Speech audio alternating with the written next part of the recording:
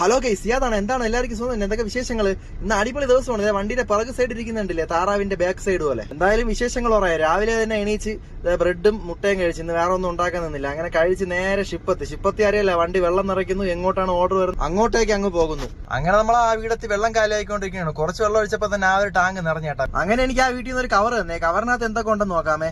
ആദ്യം അതിൽ ബിസ്ക്കറ്റ് ഉണ്ട്, പിന്നെ അതിനകത്ത് റാണിയുടെ ഒരു വെള്ളമുണ്ട്, പിന്നെ അതിനകത്ത് മുട്ടായി ഉണ്ടായിരുന്നത്. ഈ കാണുന്നതാണ് പശുമുട്ടായി. ഞാൻ ഇതിനെ പശുമുട്ടായി എന്നാണ് പറയണത്. ഏകദേശമുള്ള മിക്ക ആൾക്കാരും ഇതിനെ പശുമുട്ടായി എന്ന് തന്നെ പറയണത്. ഈ ഒരു മുട്ടായി നിങ്ങൾ എന്താണെന്ന് പറയണമെന്ന് വെച്ചൊന്ന് കമന്റ് ചെയ്തേക്കണേ. അതുപോലെ തന്നെ വേറെ കുറച്ച് മുട്ടായിയും കുറച്ച് ഈന്തപ്പഴം ഉണ്ടായിരുന്നു. ഇതെല്ലാം കൊണ്ടുവന്ന് ഞാൻ നമ്മുടെ ബായിക്ക് കൊണ്ട് കൊടുത്തേ. അത് അവനിക്ക് കിട്ടിയപ്പോൾ വളരെ സന്തോഷം ഉണ്ടായിരുന്നു കേട്ടോ.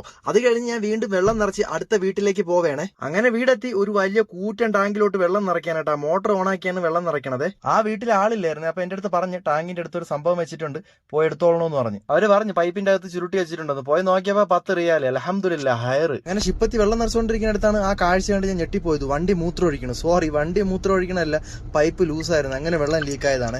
അങ്ങനെ ഞാൻ വെള്ളം നിറച്ചുകൊണ്ട് അടുത്ത വീടെത്തിയേട്ടെ. ഈ വീട്ടിലാണെങ്കിൽ ഒരുപാട് സാധനങ്ങളുണ്ട്, കൃഷിസ്ഥലമാണ്. അങ്ങനെ വണ്ടി കാലിയാക്കാൻ ഇടുന്നു, ഒരു കവർ എടുക്കുന്നു, അങ്ങ് ഇറങ്ങുന്നു. കൃഷിസ്ഥലത്ത് എന്തൊക്കെ സാധനങ്ങളുണ്ട് ആ സാധനങ്ങൾ അത്രയും പറിച്ച് ഇതിനകത്ത് ഇടും കേട്ടോ. ഇതാണ് അത്തിപ്പഴം. നല്ല കിടില അത്തിപ്പഴമാണ് ഈ വീട്ടിലെ അത്തിപ്പഴം. നല്ല ചൊവ്വാന്നിരിക്കും. ഈ അത്തിപ്പഴത്തിന്റെ മധുരം എന്ന് വെച്ചാൽ തേൻ പോലും തോറ്റു, അത്രത്തോളം മധുരമാണ് ഈ സാധനത്തിന്. പിന്നെ ഒന്നും നോക്കില്ല, ഇത് കടിച്ച് മുറിച്ച് അങ്ങോട്ട് ഞാൻ തിന്നെയാണ് കേട്ടാ. അതൊക്കെ തിന്നിരുന്ന് വെള്ളവും കാലിയാക്കിയിട്ട് പോവുകയാണ്. അപ്പൊ അവിടെ ഒരു പട്ടിയുണ്ട്, സീനാണ്, കലിപ്പനാണ് അവൻ. എന്നെ കണ്ടാ ബഹുമാനിക്കാത്ത ഒരേ ഒരു പട്ടിയുള്ളൂ, അത് ഈ പട്ടിയാണ്. അങ്ങനെ അത് കഴിഞ്ഞ് ഷിപ്പിലേക്ക് വെള്ളം നിറയ്ക്കാൻ പോണ വഴിക്കാണ് അത് സംഭവിച്ചത് കേട്ടാ.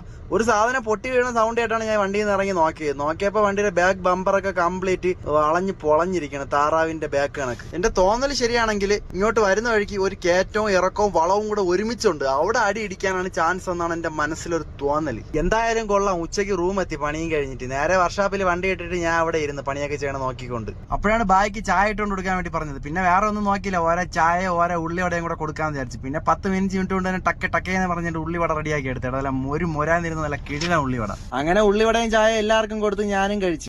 അങ്ങനെ ഏകദേശം 6-6:30 മണിയായപ്പോ നമ്മളെ വണ്ടിയുടെ പണിയൊക്കെ കഴിഞ്ഞ് കുട്ടപ്പനായിട്ടാ വെൽഡിംഗ് ഒക്കെ ചെയ്ത് സെറ്റായി. അപ്പൊ ഇന്നത്തെ വീഡിയോ ഇത്രയേ ഉള്ളൂ. ഇഷ്ടപ്പെട്ടാൽ ലൈക്ക്. അപ്പോൾ ശരിയെന്നാ, ടാറ്റ, ബൈ ബൈ.